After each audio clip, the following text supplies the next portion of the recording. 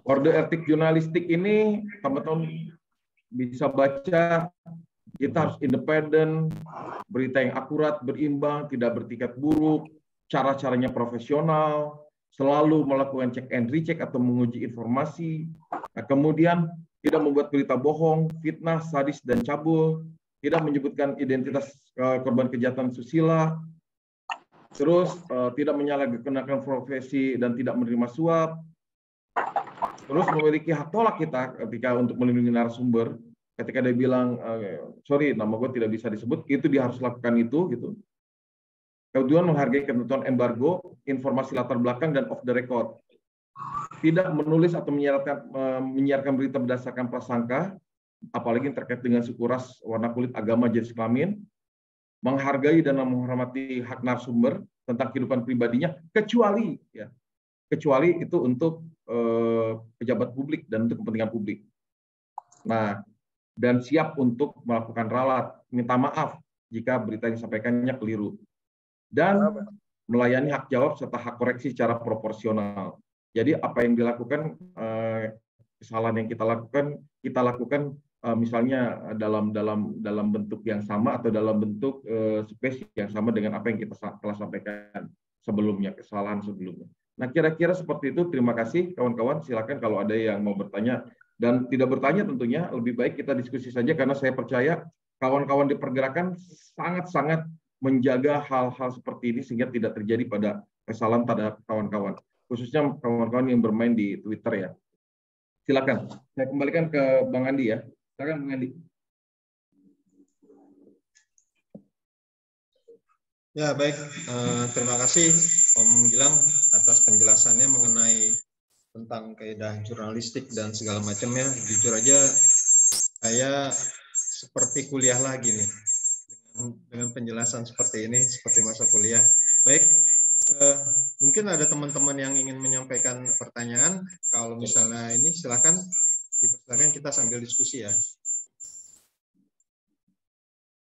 Ya, silakan. Atau mungkin saya ada sedikit pertanyaan nih kepada Om Gilang terkait mengenai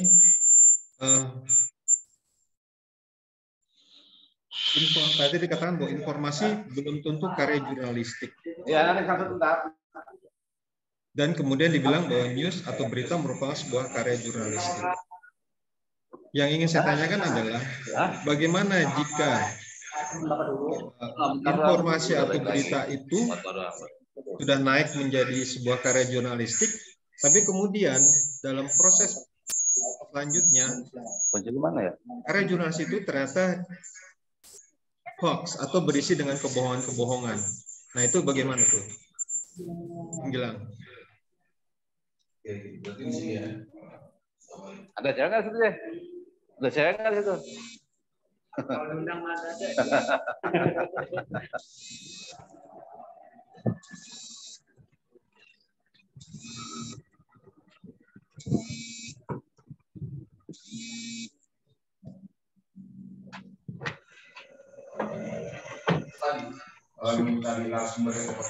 Sudah melalui fase-fase.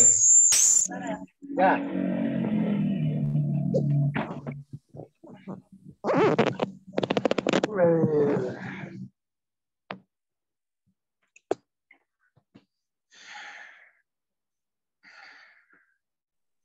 Suara nggak kedengaran? Bilangnya di mute.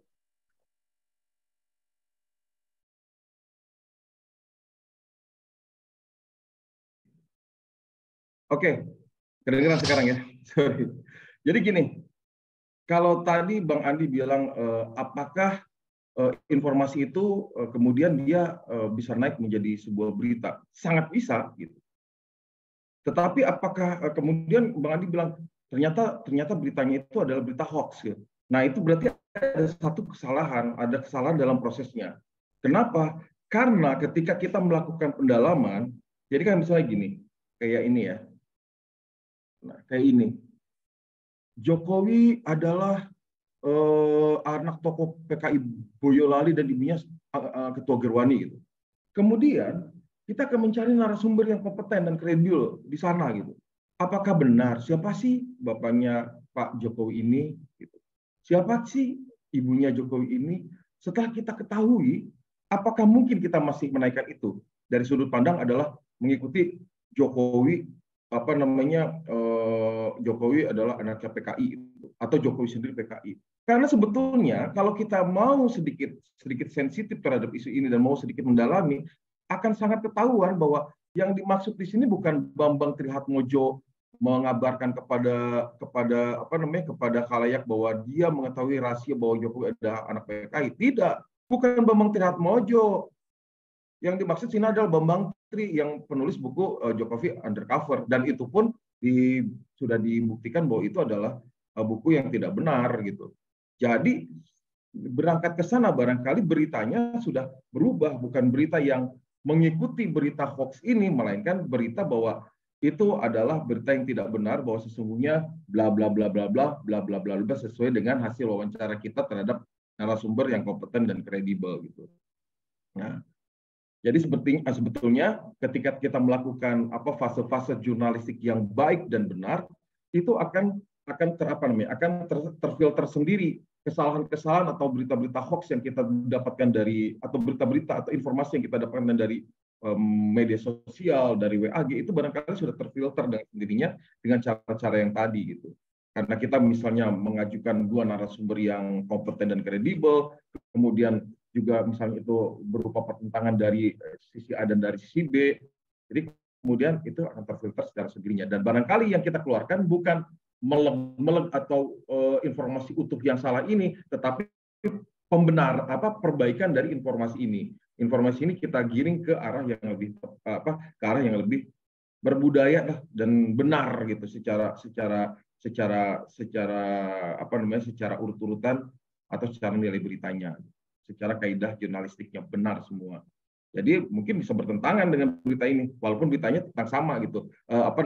Fokusnya adalah sama. Jokowi anak PKI, yang satu ini salah, di sisi yang lain kita bisa bikin dengan yang lebih tepat. Kira-kira gitu. Jadi akan ada terfilterisasi kalau kita mengikuti langkah-langkah yang sudah tadi saya sebutkan. Kira-kira gitu. Oh ya, satu lagi. Bagaimana memang ketika kita benar-benar sudah salah dan beritanya sudah naik, iya kan? Itu kan? Beritanya udah naik gitu. Kemudian baru tahu bahwa kita salah. Itu yang tadi disebut dengan ada hak jawab, ada hak koreksi. Kita wajib mengoreksi hal tersebut.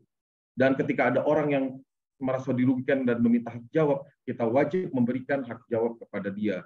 Memberikan space yang sama dengan jumlah kolom atau pemberitaan yang sama dimuat di misalnya di edisi selanjutnya. Kira-kira seperti itu, Bang Edi. Baik, terima kasih Om Gilang. Teman-teman, bagaimana? Apakah ada yang mau bertanya kepada Om Gilang? Dipersilahkan.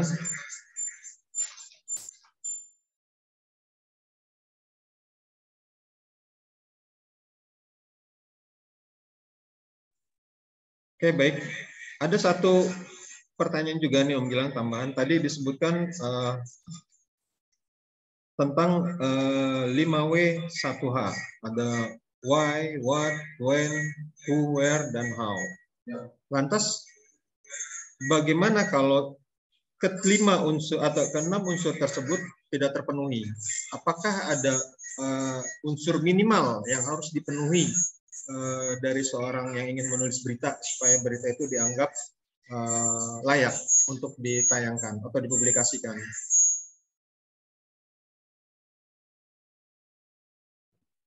Pertanyaannya ini bukan pertanyaan orang awam, sih, pertanyaan orang jurnalistik juga. Bohong banget kalau dia nanya kayak gini. Ya itu ada yang disebut dengan spot news ya. Kalau spot news kan kita minimal terpenuhi 3 unsur lah gitu. Siapa, apa, dan katakanlah kenapanya gitu. Jadi minimal 3 unsur lah. Unsurnya bisa kita pilih yang mana-mana gitu. Jadi 3 unsur itu terpenuhi, minimal itu sih gitu. Dan jangan lupa kan sebetulnya kalau kita bicara sekarang media yang sekarang itu, katakanlah media di online atau media di koran-koran aja sebelum koran hancur lebur seperti saat ini. Dulu gitu, untuk sebuah penulisan news atau penulisan feature Kadang-kadang kalau zaman dulu kan kita harus ketat tuh. 5W1H itu ada di atas. Ya kan? Di lead namanya, kita nyebutnya lead kan. Alinea pertama di lead. Tapi kalau sekarang nggak begitu juga gitu Bang Andi. Nggak begitu juga. Kadang-kadang di atasnya yang dikencengin satu aja. Dari 5 tadi, 5W1H itu. Misalnya apanya gitu. Apanya kita ulas sedemikian hebat, baru kemudian di paragraf 2, 3 baru kita masukkan unsur yang lain. Atau siapanya gitu. Kalau siapanya memenuhi nilai berita yang lebih keren misalnya, katakanlah ketika, ini sih kocak-kocakan lah ya, misalnya Denis Karista ribut sama siapa waktu itu, pengacara itu siapa? Rasman Nasution misalnya. Ya barangkali yang akan ditonjolkan adalah kunya misalnya, Denis Karistanya gitu. Kemudian Rasmannya gitu. Nah, kira-kira itu. Jadi ketika ini masalahnya begini, kenapa sih harus kunya misalnya yang dikencengin? Ketika kita bicara media pada saat ini, media itu melakukan semacam evolusi. Zaman dulu kita bicara 5W1H di koran bisa dengan cepat orang baca. Tetapi ketika ada radio, waktu sudah terkurangi gitu. Kemudian ada televisi lagi. Dengan radio orang misalnya ada peristiwa di sana. Misalnya mahasiswa sebuah kampus ya, katakanlah kampus yang berwarna biru itu telepon. Ada kecelakaan orang ketabrak kereta di Lenteng Agung misalnya. Ya udah dia langsung melaporkan gitu kan. Melalui radio. Televisi barangkali beberapa jam kemudian datang menyampaikan hal yang sama gitu. Nah, ketika itu terjadi, audio visual bisa disampaikan langsung saat ini dengan digital. Koran babak belur. Karena berita sudah diambil, karena mereka kan punya waktu 24 jam kan. Jadi mereka peristiwa hari ini baru naik besok gitu kan. Dengan demikian makanya mereka kemudian mengakali itu tadi. Misalnya dengan hunya, siapa dulu itu yang dikencengin gitu. Jadi hal-hal yang seperti itu adalah bagian dari evolusi media gitu. Yang tadinya 5W1 harus 5W ada di atas, sekarang kemudian mereka akan memperkuat satu unsur, tapi kemudian itulah yang paling menarik yang ingin orang pengen baca dan orang pengen dengar. Lalu apa hal tersebut terlihat dalam digital? Yaitu kita bikin dengan thumbnail di YouTube, kita bikin thumbnail di TikTok, atau TikTok pendek lah ya. Tetapi biasanya dari thumbnail itu akan kelihatan, atau cuplikan dari hal yang paling penting kita taruh di depan. Kira-kira kayak gitu Bang Andi. Silakan. Oke, terima kasih Om Gilang. Teman-teman, bagaimana? Apakah sudah ada hal yang ingin ditanyakan? Kami sebenarnya berharap masukan atau pertanyaan-pertanyaan dari teman-teman, karena mungkin teman-teman dalam yang pernah melakukan kegiatan jurnalistik atau baru ingin memulai menulis, jadi diharapkan dengan pelatihan ini bisa terinspirasi atau tersulut untuk menulis dengan cara-cara yang benar gitu kan. Jika ingin tanyakan silakan teman-teman. Oke, ini ada di ini ya. Ya. Bentar.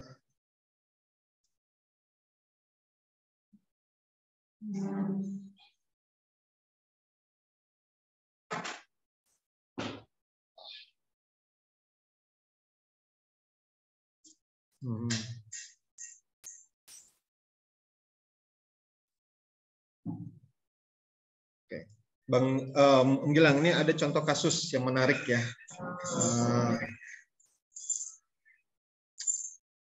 Ada teman yang sudah ini menyangkut dengan kasus, saya bacakan ya. Ini menyangkut pemberitaan dari gerbang kepri.com tempo hari mengenai kasus tambang timah alam ilegal di Kabupaten Lingga yang dianggap Dewan Pers tidak memenuhi KEJ. Sebelumnya media ini sudah terdaftar di web resmi Dewan Pers, sudah melakukan verifikasi dan juga sudah melakukan datang ke kantor redaksi. kemudian Dewan Pers ini terkesan sengaja mencari-cari kesalahan media.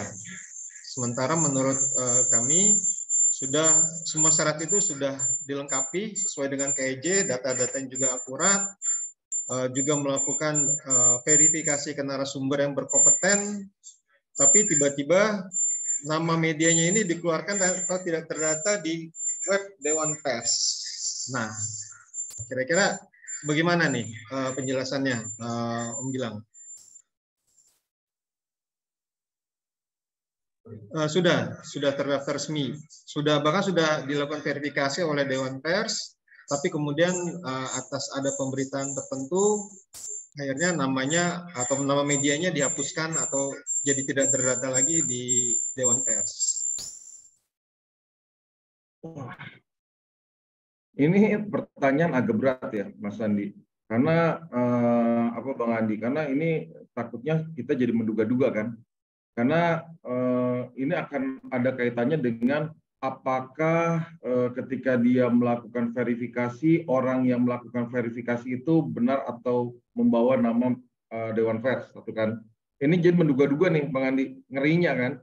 Yang kedua, jangan-jangan ketika dia mendaftarkan itu akhirnya ketahuan ada kesalahan misalnya. Jadi kan kalau seperti ini kan sepertinya Dewan Pers yang harusnya melindungi si wartawan atau melindungi media bersangkutan seperti angkat tangan, gitu kan maksudnya kan ya Bang Andi ya. Nah, tentu ada pemikiran-pemikiran tertentu yang dilakukan Dewan Pers sehingga kemudian dia tidak membela gitu Bang Andi. Dan saya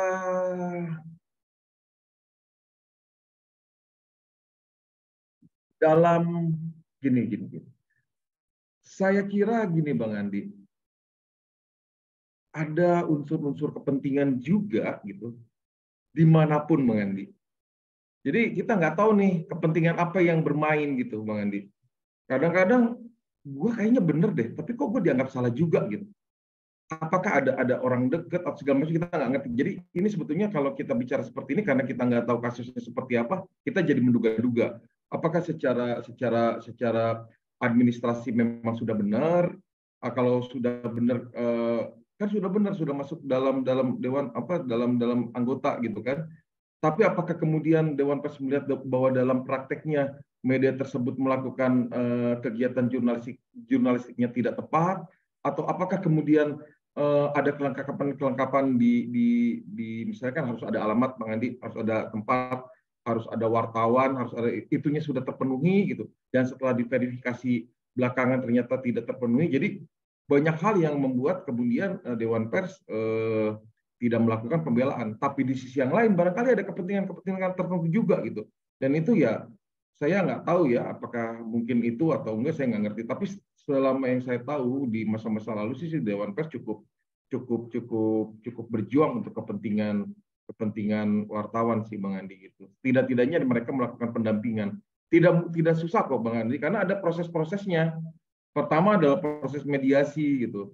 Dipertemukan yang mengajukan tuntutan kepada si medianya. Oke, kalau misalnya itu mau nggak melakukan hak jawab. Kalau misalnya oke, kita berikan hak jawab. Ketika hak jawab itu sudah disampaikan, artinya kan sudah selesai masalahnya, damai kan gitu. Kecuali si yang ini dia tidak mau nih, gue nggak mau hak jawab nih, gue mau tuntut. Nah, tuntutan pun itu biasanya nanti endingnya membayar paling besar itu 500 juta Bang Andi gitu.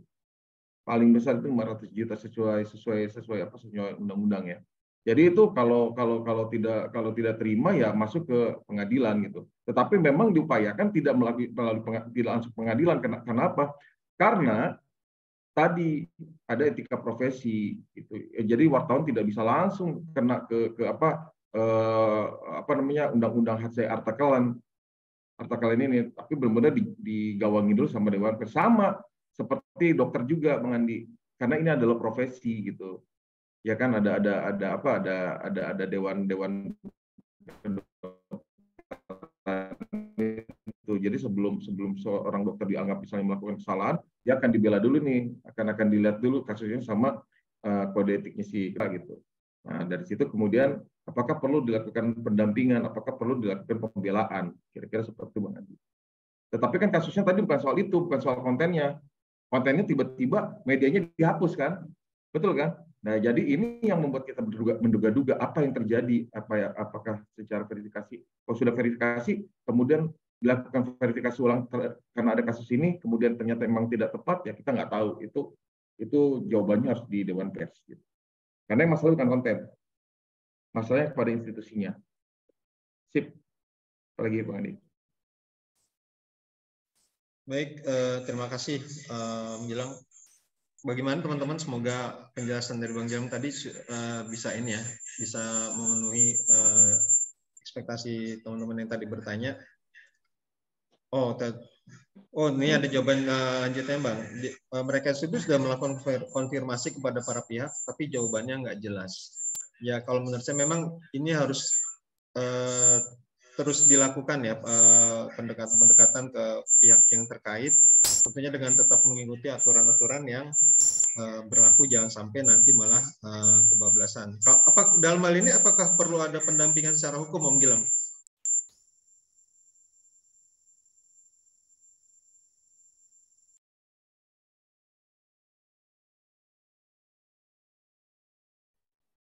Oke. Dalam kasus seperti ini, ya, nah, baru aja kemarin saya bicara dengan, saya baru kemarin banget sore juga saya menjadi pembicara di LBH Pers gitu, karena saya cukup dekat sama kawan-kawan di LBH Pers. Yang mesti teman-teman ketahui bahwa hak itu tidak akan bisa kita terima dengan cuma-cuma, kawan-kawan yang baik. Hak itu harus diperjuangkan gitu. Hak itu harus diperjuangkan. Nah, terkait hal ini, teman-teman bisa melakukan beberapa cara melalui Dewan Pers, ya kan? Ketika Dewan Pers kemudian tidak melakukan pendampingan, membiarkan, ya barangkali teman-teman bisa berangkat ke LBH Pers, gitu. Ceritakanlah apa kasusnya gitu. Kalau memang teman-teman sudah merasa bahwa secara administratif kita sudah memenuhi aturan, secara step by step kaidah jurnalistik sudah kita penuhi, secara yang lain sudah kita lakukan, dan kemudian kita salahkan, tidak mendapatkan pembelaan dari pers, mau nggak mau kan itu dari pihak sebelah, dari pihak lawan kita akan mengajukan kita ke hukum, dan itulah di situ kita akan bekerjasama dengan LBH Pers, meminta pendampingan secara hukum dari LBH Pers. Mereka ini pro bono kok. Mereka tidak dibayar gitu, untuk membela untuk pers yang mengalami katakanlah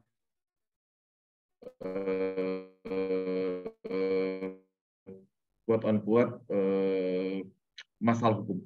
Bisa begitu sih, bisa ke Dewan Pers. Atau kalau misalnya menjadi bagian dari anggota AJI, misalnya orang per orang, ya ngobrol sama AJI akan dibantu juga. Kemarin kan saya juga bicara juga di teman-teman AJI ya, Aliansi Jurnalis Indonesia. Jadi bisa juga melalui AJI. Jadi kira-kira seperti itu. Ada banyak cara sebetulnya. Nah, cara hukum melalui Dewan Pers, pendampingan juga melalui Dewan Pers. Jika Dewan Pers angkat tangan, pendampingan hukum bisa melalui LBH Pers atau dengan kita punya katakanlah lawyer tertentu, dan yang lainnya barangkali bekerja melalui AJI juga. Jadi akan ada banyak simbiosis mutualisme yang mendorong kita menghadapi satu kasus. Jadi kita nggak sendirian nih teman-teman wartawan, kita punya banyak teman-teman yang bisa mendukung kita juga. Kalau kita benar, kalau kita salah biasanya kita udah langsung di-cut juga di organisasi tersebut. Kan mereka akan duduk, akan mendengarkan, wah emang salah di situ, kita nggak bisa ngapa-ngapain. Biasanya kita akan tahu konsekuensinya ketika kita lanjut hukum. Gitu. Damai menjadi salah satu cara yang harus kita kejar misalnya. Gitu. Kasusnya apa sih kalau boleh tahu?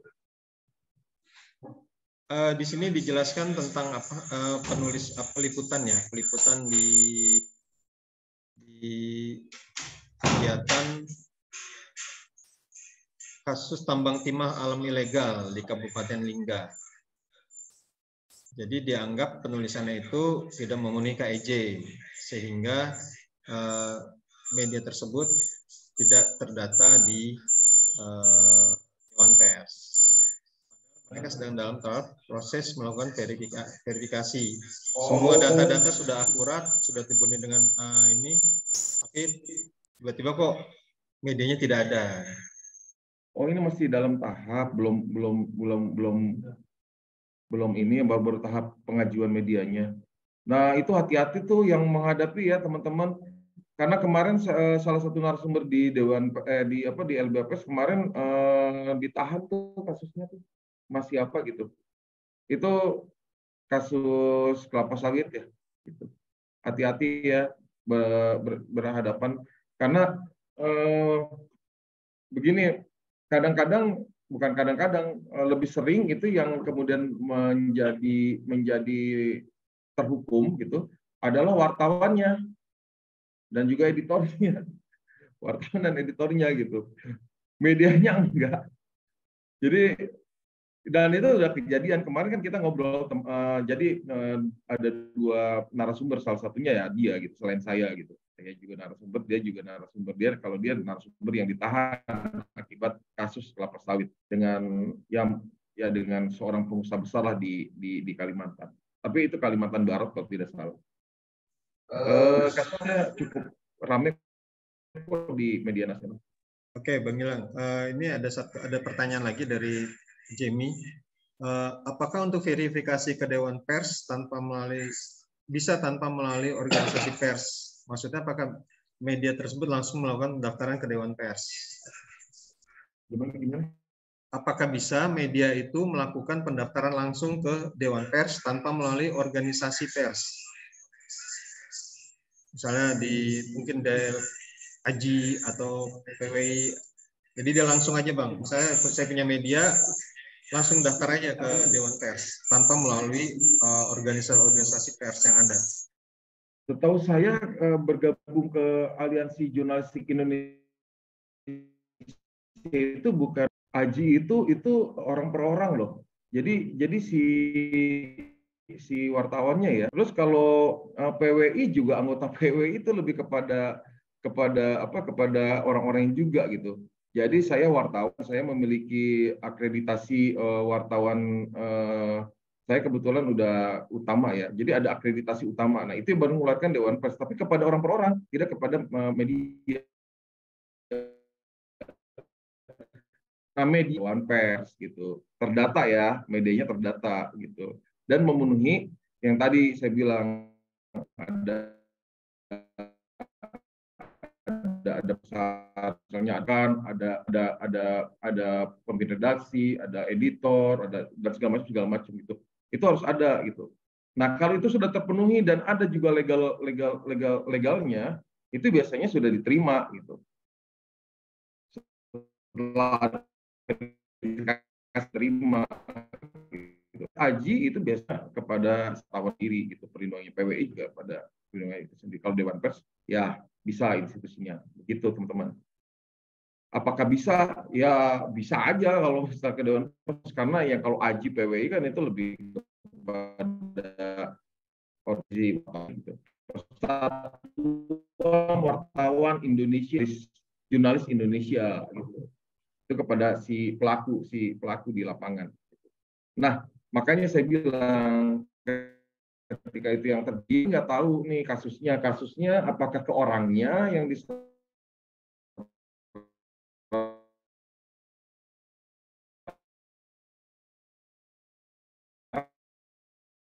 ataukah bukan orang AJI juga, kita bisa minta tolong sama AJI gitu. Kita kalau medianya barangkali ngobrol sama Dewan Persnya gitu. Nah, ketika itu udah kemana-mana, baru kita minta bantuan atau dukungan ke pers. Ketika masuk ke meja hijau ya, udah sampai ke sana kita minta sama LBH Pers. Itu kira-kira. Kayaknya step by step-nya udah jelas banget ya ini ya. Oke, baik, Om Gilang, terima kasih. Sebentar lagi pukul 4 di Jakarta, yang sesuai jadwal kita akan selesai pada pukul 16 di Jakarta. Tapi sebelum saya tutup, apakah ada yang ingin ditanyakan lagi terkait dengan yang disampaikan materi presentasi oleh Om Gilang ini? Untuk materinya nanti akan di-share sama kami ya ke teman-teman, jadi bisa dibaca-baca, dipelajari dalam keadaan santai, bisa kita pelajari. Memang jurnalis itu memang sangat dekat dengan kekuasaan ya. Dan bahkan kalau tidak salah itu saya pernah bilang bahwa jurnalistik itu adalah fourth estate, negara keempat setelah legislatif, eksekutif, dan yudikatif. Jadi yang keempat adalah jurnalis. Jadi memang jurnalistik punya peran yang sangat penting dalam sebuah kehidupan bernegara. Karena kalau kita lihat di Amerika sendiri pun juga banyak kasus-kasus besar yang terungkap karena peran atau campur tangan jurnalis-jurnalis. Mungkin kalau teman-teman bisa lihat sendiri ya, cerita-cerita seperti Pelican Brief dan segala macamnya ya, termasuk kasus-kasus besar di Amerika sana bisa terpecahkan karena adanya campur tangan peran jurnalistik. Demikian juga ketika dulu reformasi 98, peran jurnalis itu juga sangat besar karena ketika dalam reformasi itu mereka menyampaikan berita baik itu teks, gambar ataupun video yang memberikan pencerahan kepada perjuangan reformasi 98. Baik teman-teman, apakah ada lagi yang mau ditanyakan? Ya, izin bertanya Pak Andi. Ya, silakan. Ya, saya Ica, Pak Gilang, ini pertanyaan sederhana aja. Manakala kita datang untuk mencari informasi gitu dan mendapatkan informasi dari sumbernya, akan tetapi karena keterbatasan entah itu pengalaman atau wawasan gitu ya, sehingga kesimpulan yang kita buat itu salah di dalam pemberitaan, tapi kita sendiri tidak merasa salah. Kita merasa kita sudah memenuhi semua kaidah itu, tapi itu karena kekurangan dari diri sendiri misalnya. Apa yang jika lo terjadi seperti itu bagaimana begitu? Ya, makasih Pak Gilang.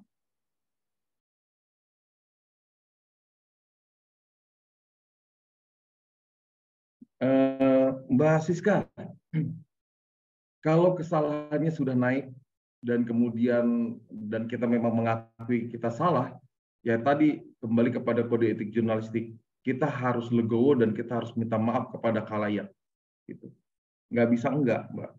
Justru kalau kita melakukan hal tersebut, kita kesatria. Gitu. Nah, untuk memperbaikinya, dan ini adalah kesalahan anak muda zaman sekarang dan wartawan-wartawan zaman sekarang. Saya meminta maaf banget, Mbak, bahwa permasalahan anak muda zaman sekarang adalah tidak suka membaca. Sementara yang namanya 1 buku, 2 buku, itu tidak memberikan apa-apa. Tapi ketika kita sudah baca 5 buku, 6 buku, 10 buku, 12 buku, itu akan membentuk sel-sel kelabu dalam otak kita itu bekerja, sehingga kemudian kita bisa merangkai sesuatu dengan sesuatu yang lain itu. Nah, itu akan mempengaruhi apa yang disebut dengan sistematika berpikir kita. Nah, sistematika berpikir kita itu akan turun dalam bentuk sistematika penulisan. Jadi kita bisa menulis runut, bisa mendeskripsikan sesuatu dengan cara yang baik. Karena apa? Karena kita telah memiliki banyak referensi yang telah kita baca sebelumnya gitu. Itulah yang disebut dengan field of exchange, pengetahuan gitu. Pengetahuan itu korelasinya terhadap tadi sistematika berpikir. Sistematika penulisan adalah bentuk dari field of experience. Pengalaman yang kita lakukan terus-menerus dalam bentuk menulis-menerus, sehingga kemudian dari tulisan tersebut semakin minim kekurangannya, semakin minim kesalahannya, dan kemudian kita bisa menampilkan diri kita, rasa yang kita miliki dalam bentuk tulisan. Itu yang disebut dengan rasa bahasa. Rasa bahasa ini penting, itu sebabnya tulisan Gunawan Muhammad berbeda dengan tulisan Ahmad Sobari, berbeda dengan tulisan dulu misalnya Renald Kashali gitu. Ada rasa bahasa yang ditampilkan dari masing-masing penulis tersebut. Dari mana datangnya? Tadi awalnya field of exchange mereka, pengetahuan dari buku-buku yang menghasilkan sistematika berpikir yang baik, dari sistematika berpikir yang baik kemudian menjadi sistematika penulisan atau field of experience. Dan dari situ kemudian mereka menampilkan lagi sesuatu yang keren lagi, apa yang disebut dengan Awal memikat, ending yang mengikat. Itu sesuatu banget itu. Baik dalam bentuk tulisan, baik dalam bentuk video, thumbnail juga, itu harus ingat kita dengan awal memikat, ending yang mengikat. Kita ngelihat sesuatu dengan, wah, apa tuh endingnya? Gila ya, keren banget karya ini. Mantap. Terngiang-ngiang terus dalam kepala. Itu yang disebut dengan ending yang mengikat gitu. Jadi kalau kita lakukan itu, kita banyak baca, kita banyak bertanya, kita banyak berguru. Nih, mohon maaf Mbak, aku belajar nulis dari semenjak SD Mbak. Semenjak kelas 3 SD saya sudah menulis cerpen-cerpen di buku. Jangan salah, yang saya baca dulu buku-buku tulisan-tulisan dari Iwan Simatupang gitu. Iwan Simatupang, kelas-kelas sastrawan masa lalu. Sehingga kemudian ketika saya masuk ke kampus biru, kampusnya Bang Peter, kampusnya Bang Andi juga, kita ngerasain bahwa ketika teman-teman yang lain masih baru bicara sesuatu, kita sudah ada di C atau D gitu. Kenapa? Karena sudah banyak referensinya dari belakang. Kebetulan ayah saya juga wartawan, sehingga di rumah itu banyak buku. Jadi mau nggak mau ya buku-buku itu kita baca juga. Jadi ceritanya kayak gitu. Nah, kekayaan intelektual itulah yang wajib dimiliki oleh setiap wartawan. Wartawan dulu di kampus kami itu atau calon-calon wartawan minimal membaca 3 koran. Masih ingat nggak Bang Andi? Ya kan? Bang Peter apalagi ngerasain harus 3 koran, kalau nggak 3 koran nih. Salah satu, kita masih jadi mahasiswa, bagaimana caranya kita bisa menghasilkan karya jurnalistik? Masih mahasiswa apa? Dulu ada dosen namanya Ibu Neti, itu menyuruh kita akan dapat nilai yang bagus ketika kita bisa mengirimkan surat membaca. Surat membaca doang loh. Jadi itu akan mendapatkan nilai yang bagus mata kuliah. Apalagi ya, kalau kita sudah bisa menulis di media saat itu, udah keren banget. Jadi teman-teman yang baik, ayo, kalau kita mau jadi wartawan ini adalah profesi pilihan. Nggak bisa kaya kita dari sini, kecuali jadi ya wartawan sekaligus pengusaha gitu ya. Tapi kita nggak bisa kaya. Tapi kita di sini bisa memperjuangkan idealisme kita. Jadi teman-teman, wartawan ada profesi pilihan. Ketika kita ada di dunia ini ya, oke, kita harus ikut dengan aturan main yang ada di sini. Kira-kira gitu. Silakan Mbak Siska.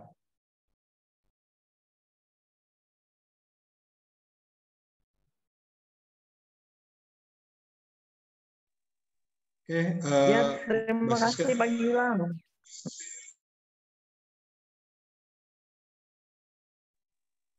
Baik, terima kasih Mbak Siska. Sudah pukul 16 lewat, sepertinya saya yang sangat sayang kalau sebenarnya di perbincangan kita hari ini harus berakhir, tapi bagaimanapun juga kita ada waktunya ya. Jadi sebelum ditutup, mungkin Bung Peter bisa menyampaikan apa yang saat ingin disampaikan. Bung Peter, silakan. Closing statement. Pertama thank you buat Gilang. Gilang keren. Gue kayak kuliah lagi, serius. Di refresh lagi gimana proses proses komunikan, isi pernyataan, komunikator, isi pernyataan, komunikan. Itu tuh di kampus kita tuh sangat diajarin proses alur komunikasi itu antara komunikator, isi pernyataan, sama komunikan. Jadi gimana cara supaya setiap message yang kita sampaikan itu bisa memberikan nilai-nilai yang baik buat komunikan gitu loh. Jadi hari ini Gilang itu secara teknis dengan perpaduan masuknya dunia sosial media, menarik ya Gilangnya. Nanti lebih dalam lagi, nanti setelah kita mulai, setelah teman-teman masuk di WAG, nanti kita mungkin semakin di situ setelah kita mulai start dari nol, kita semakin mengerti kita ada di level mana sebenarnya, di layer mana sebenarnya semua teman-teman DPW. Jadi kita bisa pisah-pisah, kelasnya nanti bisa kita pilah-pilah, adakah yang masuk di kelas sosial media, adakah bisa nanti masuk ke portal news, ataukah memang benar jadi jurnalis foto. Nah, nanti kita bisa Nanti kita bisa kelompokin, kita bisa cluster nanti setelah kita masuk di WAG. Makanya kita sangat mengharapkan teman-teman yang hadir hari ini mengisi form yang ada telah disebarkan di meeting chat oleh Saudara Widi, ada linknya tuh. Mungkin teman-teman ambil waktu sebentar ke meeting chat, ada link yang disebarkan oleh Widi. Wid, mungkin boleh disebar lagi, Wid. Ada link. Nah, itu ada kuesioner soal respon juga dengan workshop hari ini. Nah, tambahnya nanti di situ ada link buat daftar pribadi profil teman-teman, karena kita juga menyangkut tadi seperti Bro Gilang bilang, karena kita kan terbatas dengan jarak, pemberitaan ini dari teman-teman, kita juga butuh data teman-teman supaya juga kredibilitas pemberitaan dari teman-teman plus ada referensi dari ketua DPW memperkuat kita. Tadi seperti terjadi yang ada di Riau ya, ada di Riau soal pemberitaan tambang ilegal. Dengan nanti adanya media kita, ini akan memperkuat. Mungkin di tempat Bro siapa tadi ya, Bro Rahmat ya, Bro Rahmat Kurniawan, mungkin tidak bisa diberitakan, tapi nanti dengan bergabungnya di WAG kita, dengan hasil pemberitaan yang kita lihat, kita verifikasi, kita double check, kita cross check, kita bisa naikkan di website kita, yang akhirnya bisa mencapai tujuan yang kita mau. Lebih kurang gitu. Jadi saya harapkan teman-teman semua yang hadir hari ini mengisi. Bro Widi mungkin lagi bisa coba lihat, ada tuh, ada form tuh, sekaligus form absensi. Itu aja yang saya harapkan. Berikutnya adalah kita bersua, kita tidak hanya bertemu di Zoom ini, tapi ada tempat kita bisa secara teknis nanti ngobrol di WAG, dan kita harapkan juga Bro Gilang ini, meskipun dia adalah junior kami, tapi luar biasa. Bro Gilang luar biasa. Dia jadi salah satu, bisa jadi mentor kita lah. Jadi mungkin salah satu mentor tetap kita nanti untuk next berikutnya, step-step yang akan kita lakukan. Sebagai project advisor, it's nice. Thank you loh Bro Andi.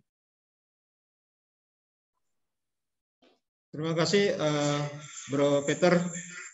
Sekali lagi sebelum saya tutup, saya mengucapkan terima kasih yang sebesar-besarnya buat kehadiran teman-teman dari DPW. Mohon maaf jika mungkin pada acara ini ada yang kurang berkenan. Juga terima kasih kepada Om Gilang yang sudah hadir pada kesempatan kali ini dan memberikan, saya bilang sih, pencerahan kepada kita semua. Juga teman-teman, sekali lagi semuanya teman-teman, saya mengucapkan terima kasih. Semoga apa yang kita lakukan hari ini terus berlanjut, tidak hanya putus sampai di sini saja. Karena kedepannya pun Pusdakom akan punya banyak program-program yang akan melibatkan teman-teman dari DPW. Sekali lagi jangan lupa diisi yang kuesionernya di Google Form-nya, jangan lupa karena itu sangat penting bagi kami. Untuk selain itu juga untuk sertifikasi jangan lupa, dan itu saya di chat itu saya sudah sampaikan nomor handphone saya. Kalau ada yang teman-teman belum tergabung ke dalam WAG bisa menghubungi saya, nanti bisa saya masukkan ke dalam WAG tersebut. Sekali lagi terima kasih. Assalamualaikum warahmatullahi wabarakatuh. Selamat sore, selamat malam, salam barikade.